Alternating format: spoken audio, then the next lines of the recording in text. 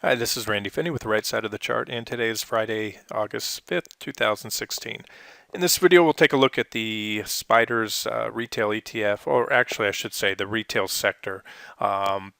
Really, I'm more interested in the individual trade setups than XRT itself, but I will start out with a quick overview of the charts by looking at XRT on a daily and weekly time frame, and then we'll dig in to a handful of my picks. I went through every component of the XRT, and some bullish and some bearish charts stood out to me. There were more bearish charts in there, and these are actionable setups, and I will certainly be posting some of these as official trade ideas. So this video will have something for both longs and shorts alike. I'll start out, no, I'll just go through in any order, and then we'll see. Some of these are longs, some are shorts. I have a watch list here I put together, so I'm just going to click through that. But before I do, I'll go over XRT. All right, this is the Spiders, again, Spiders S&P Retail ETF, and what stands out to me, a couple things. Number one, the retail stocks have been clearly, since the end of March 31st, where I'm putting the crosshairs, have been in a bear market. They peaked there, and from that high, they are down. It's just above that trend line. From top to bottom, they fell about 26% or so, and of course, they've recovered about half those losses so far. But what's interesting to note is this yellow downtrend line. We have numerous reactions going all the way back here to late 2014.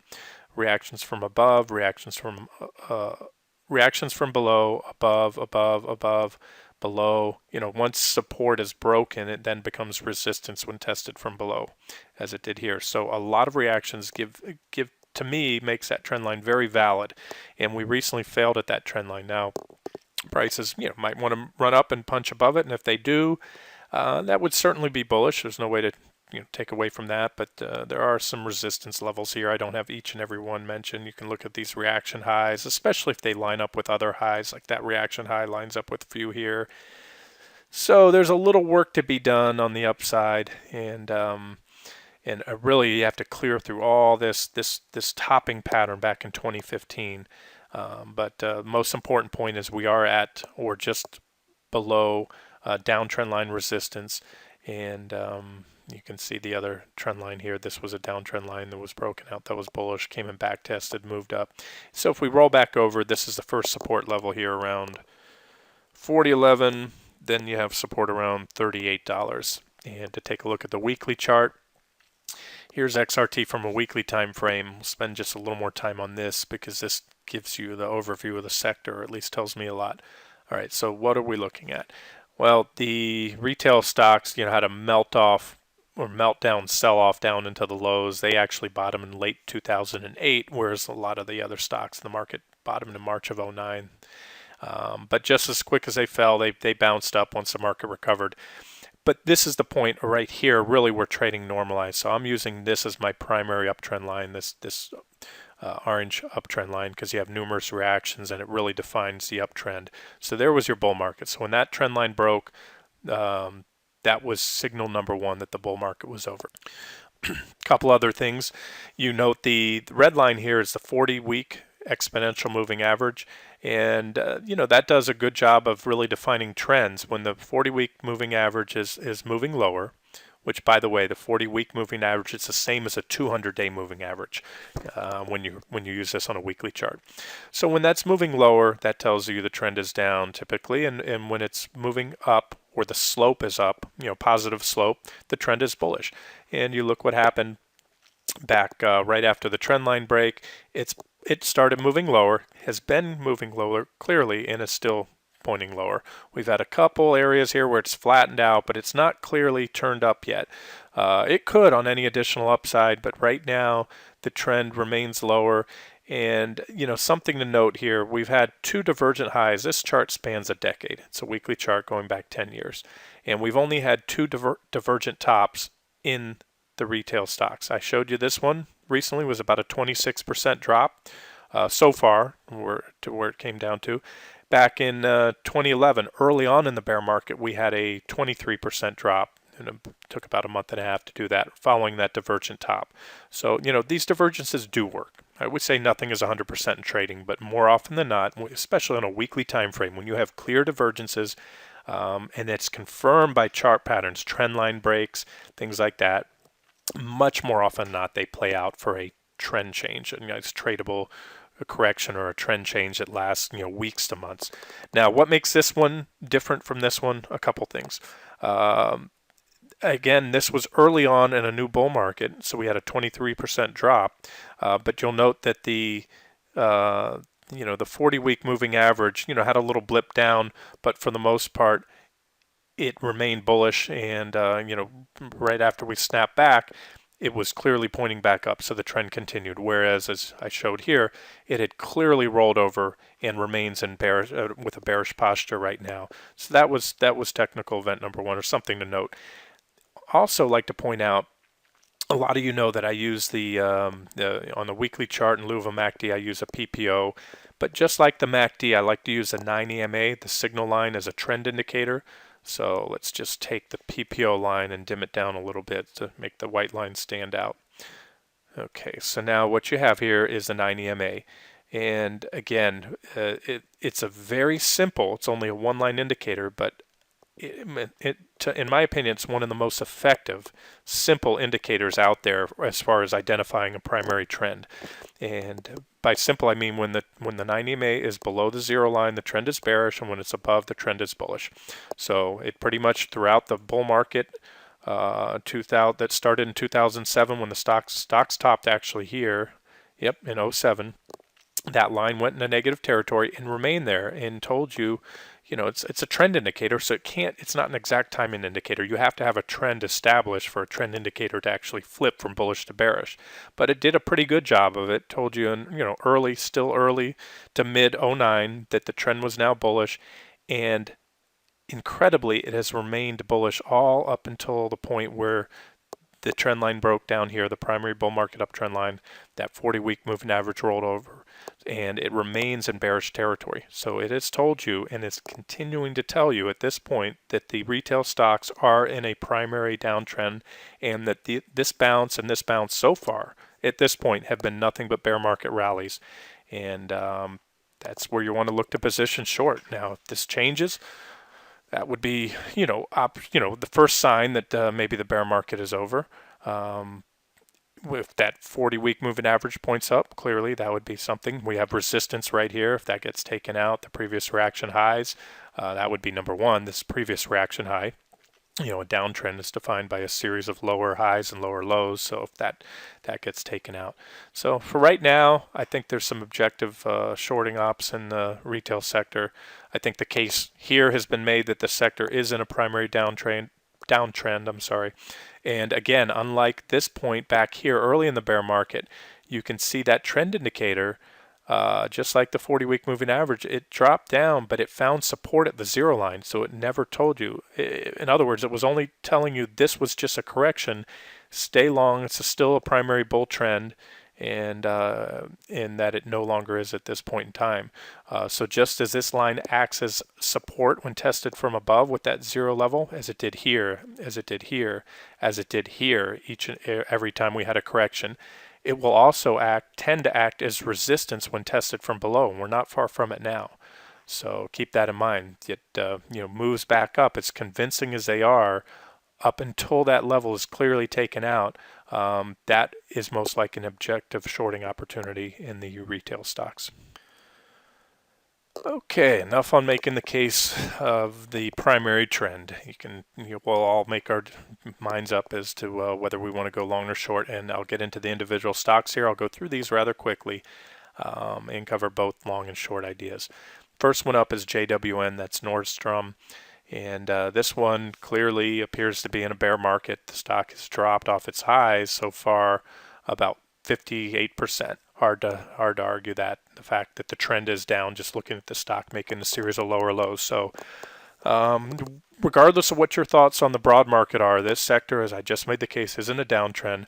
Here's a stock clearly in a downtrend that has bounced up to significant resistance. Gaps are like magnets, and they're often backfilled from above or below. We had a reaction here, and then a gap. That gap was just recently backfilled. The stock turned down has moved that back up. So until and unless this level's taken out, and we actually had an intraday pierce, that was momentum fueled. JWN failed to close above the bottom of that gap. In fact, closed right down on it. If I put that, I had the horizontal line just above the bottom of the gap. You can see the bottom of the gap there, and that's because I wanted to capture these previous reaction lows. So far, here's the stock pushing up to resistance. Could it take it out? Absolutely. If it does, you want to put your, at least wait to see that previous reaction high go from the other day, and that was a high of 45.15. So the way I look at this, it is an extremely objective short entry. Now, it might fail because the stock has been pushing up. It already failed once at that level. Maybe it goes back up and finally breaks through. But you're talking a downside of less than 3% or about 3% if your stop is placed just above that 45.10 level for what could easily be, because I expect this stock to most likely make another thrust down, probably another 25% or so downside in this one. What I drew here, we didn't have divergence. We had a higher high on the RSI, but we never had separation. Although the MACD was moving up here, I have to see bullish cross, or at least in my book, this is my definition. Divergence is when you have a second, a higher low in the MACD, or I'm sorry, a higher high against prices making a lower low.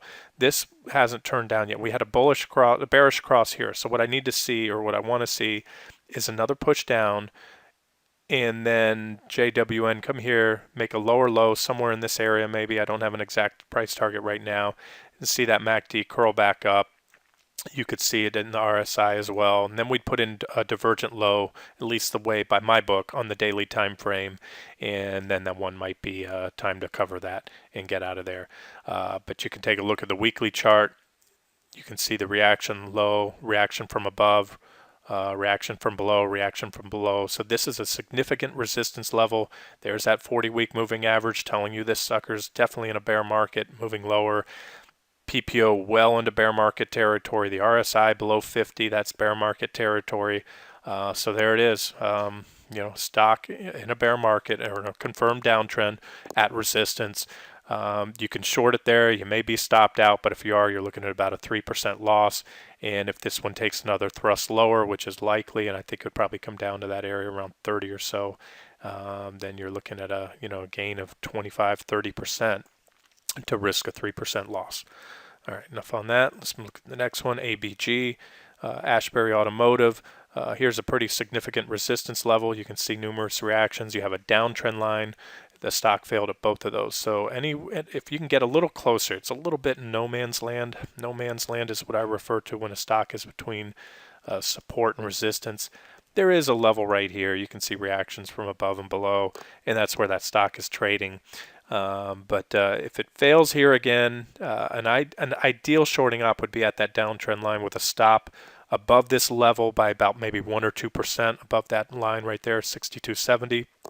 If the stock turns back down again, 49.90 is first target, 45-ish is the second target. Here's a weekly chart, PPO, MACD in bearish territory.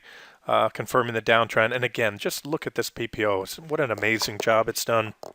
Bearish, bearish, bearish, leading all the way up, throughout the bear market, a clear bullish crossover.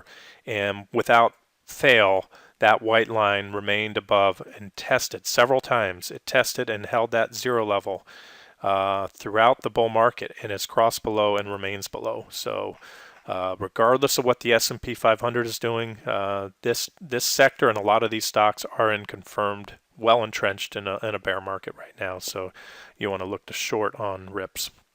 Back to resistance. PLCE, we're still in a weekly time frame here as we just were on ABG. Looks like a negative divergence with this steep uptrend line or wedge type pattern. And there it is on the daily chart. Very well-defined uptrend line. You got to wait, when trading these on a daily time frame, ideally, especially with the trend in the broad market being up now, you want to see a daily close ideally. If you short an intraday break, keep it light, maybe a half a position, wait for a daily close to confirm, because as you can see here, we had a breakdown just the other day, intraday. That's what that little wick is right there on the candle or the tail. And snap back up, close back above the trend line, and see this is just a short squeeze. I don't know, maybe the stock announced earnings today. It's a pretty big move. It's comparable to this candle back here and a couple of these, but that's probably just a short. Any shorts that jumped the gun there are probably just getting squeezed out today. But you can see the divergence here on the daily time frame, negative divergence at that double top high, and this one looks good either on a break of this trend line or another push, even a marginal new high, as long as that divergence remains in place. Maybe the MACD curls up here, comes in and puts in another lower low right here, as well as the RSI. If that stock just popped a little bit above there, especially if it turned around and failed. So if you don't want to jump the gun, I know the trend, it's been frustrating on the short side with the trend being up, then you watch it, even if it makes that breakout. This uptrend line will come in not much farther below. And again, you might miss a couple percentage points not shorting the initial breakout if it does come back down here. But the downside potential, if you wait for a break of this trend line, depending on where it breaks, to that first target, that's 15%. And at this point in time, I think that's where I'd be covering. That's a pretty significant, that $70 level is pretty significant support. So definitely worth, attractive RR on that one, depending on where your entry is. And again, I'll put some of these up as official trade ideas on the site soon. SAH, Sonic Automotive, not my favorite, but one to watch. We have a pretty well-defined uptrend line here. We had a downtrend line, a breakout that failed. We back tested. So here's a glass half empty, half full trade. If you're bullish, you take the back test here on this breakout, back test of this downtrend line. These are resistance levels or targets here, 1790. 1922. If it takes that out, then it's going to go up to right here. Nice resistance there at 2021. Call it 2020. But if it breaks this downtrend line, and it did recently, I think we have no divergence. Let's look at the weekly chart. See what the bigger picture looks like. Sort of this wedging type pattern, and I don't have a great opinion on this one on the weekly chart. Let's move on. It's not one of my favorite, but I did want to point out this pattern. There are a lot of key levels to watch that you can trade off of there, especially if you're an active trader. Tiffany, this one I am more bullish than bearish on. Tiffany looks, pretty decent. You have a dividend yield. I don't know how secure that dividend is. Pays almost 3%. P ratios, okay, it's not too high, 17, almost 18. Nice divergent low here on a bullish falling wedge pattern. Now my take on this one, ideally I think this one needs one more thrust down. Just eyeballing the wedge, looking at where prices are in proximity to the apex of the wedge, which would be off to the right of the screen. So I could see another thrust down, maybe to the bottom of the wedge, as long as we keep the divergence intact. Now that this trend line can move lower as long as we don't take out this low here and this low here. But that would be ideal scenario to see, maybe a little more downside in this one before it goes on to breakout. And that's Tiffany. Targets would be up here. I mean, we have resistance level here, which if we push down, you buy it at the bottom of the wedge, this would be your first target. Well, your first target would be the top of the wedge if you buy at the bottom. Then you wait for a breakout, 64.62, 68.74, and then ultimately about 73.30. Again, if you are bullish on the sector. And it does have nice support on the weekly chart too. That's why I like this one. You can see that I put a support zone. This is a 10-year weekly chart going back here. So the support zone runs from about 55.50 down to 51.50-ish. And you can see numerous reactions on the top of that support zone there, which we're close to now. So that would be an ideal buy entry. You start buying there just above the top of that support zone, maybe scaling in, continuing to add to the bottom of that support zone. You do have bullish divergence in place at this point.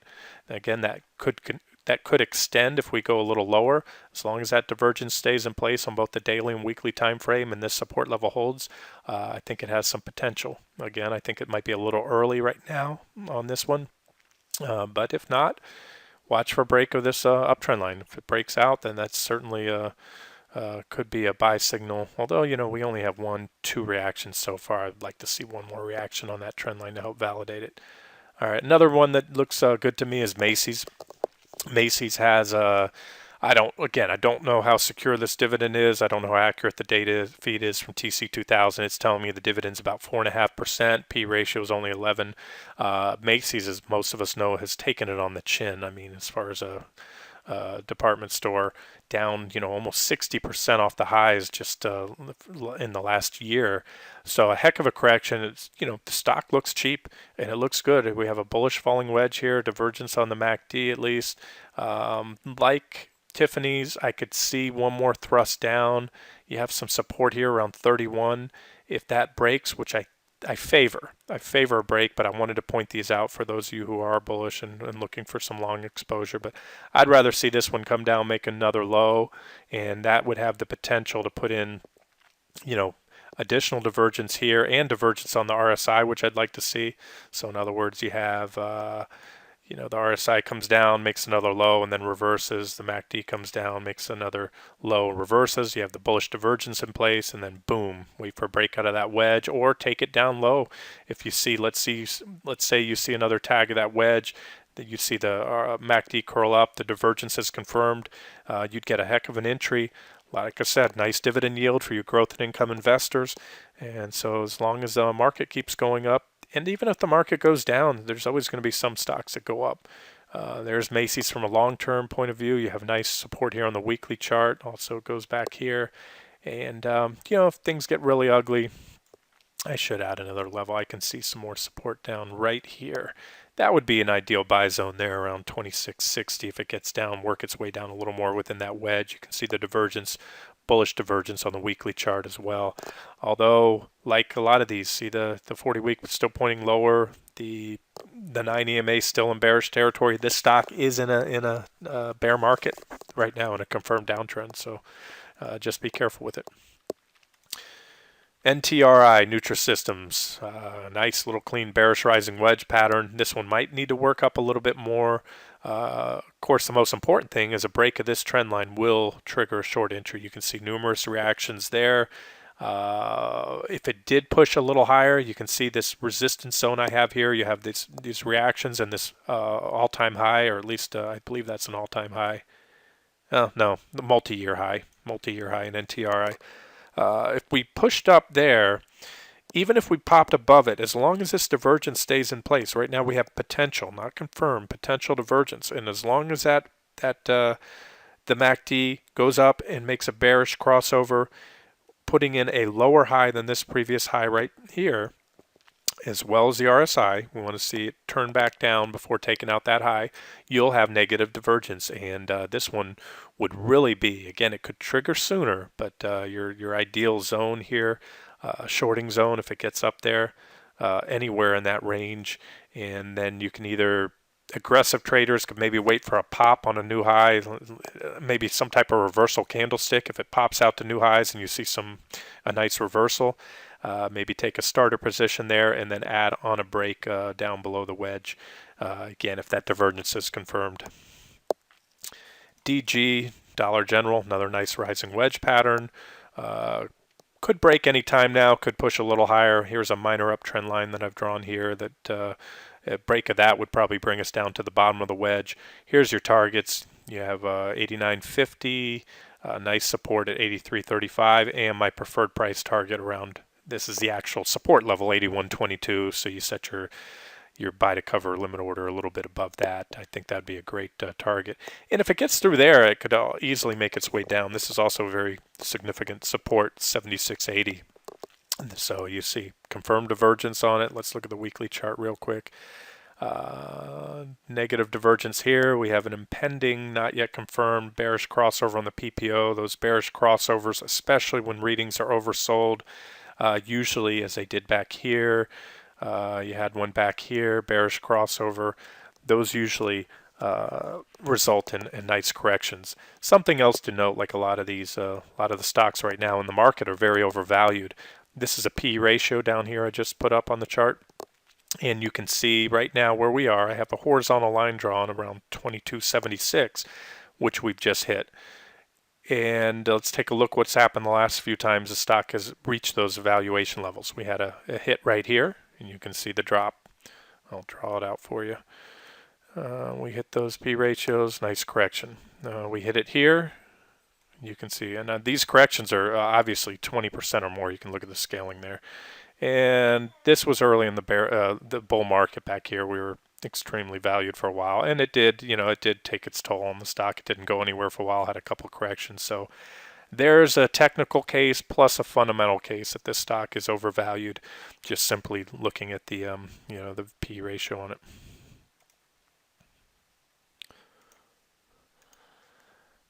And here's Ulta, ULTA, very steep rising wedge pattern, confirmed with divergences. Typically, the steeper the wedge pattern, the more impulsive the selling once it breaks. And the targets on this one are crystal clear to me. You have a huge gap right here. Gaps very often are backfilled. So you may have a reaction. I would expect probably a minor reaction there, but I really favor a backfill of the gap. So maybe you get a little bump up, maybe you continue on through, but ultimately my first target would be the bottom of this gap there, and then ultimately, or beyond that, I think this one could go down easily to this level here. I'll give you those levels in a second. I would expect a reaction and probably a gap backfill there, so and then a move down. So let me get rid of those arrows. This level here, first target was 220, we'll call it 230, 213, and then 187.35, cover above that. And there's also a gap there on 197 that could produce a reaction, but I do like this as a final target if things get pretty ugly there. W, Wayfair. I like this one actually as a long. I couldn't take it here. I stumbled across this site, my wife and I, about a year ago. We've ordered a bunch of stuff. Just got a bed from them. Some really nice patio chairs. So check it out if you guys are in the market for furniture. They've got just about everything. It's prices are great. I think it's free shipping on most everything.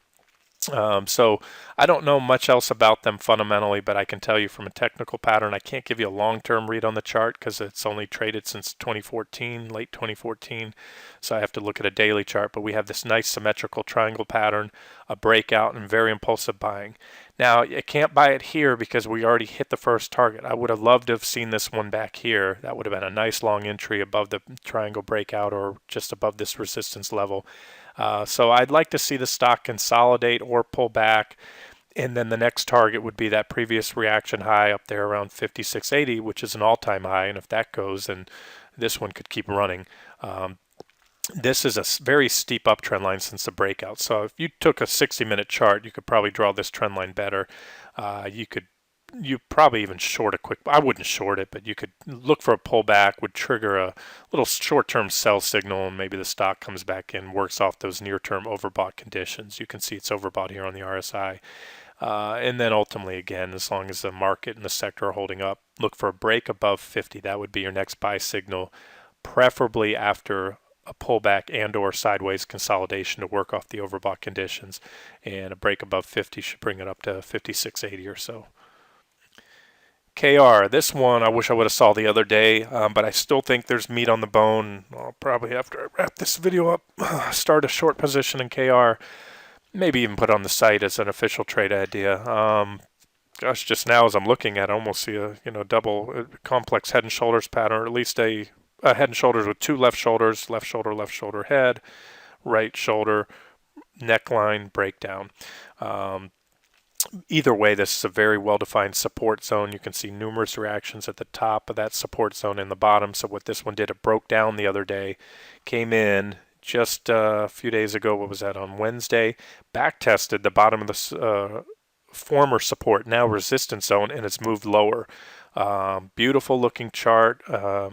A lot of things I see on this chart that I like, and if you look at it from a longer term perspective, let's zoom out here to a 2-day period chart. You can see that long-term uptrend line that was recently broken as well.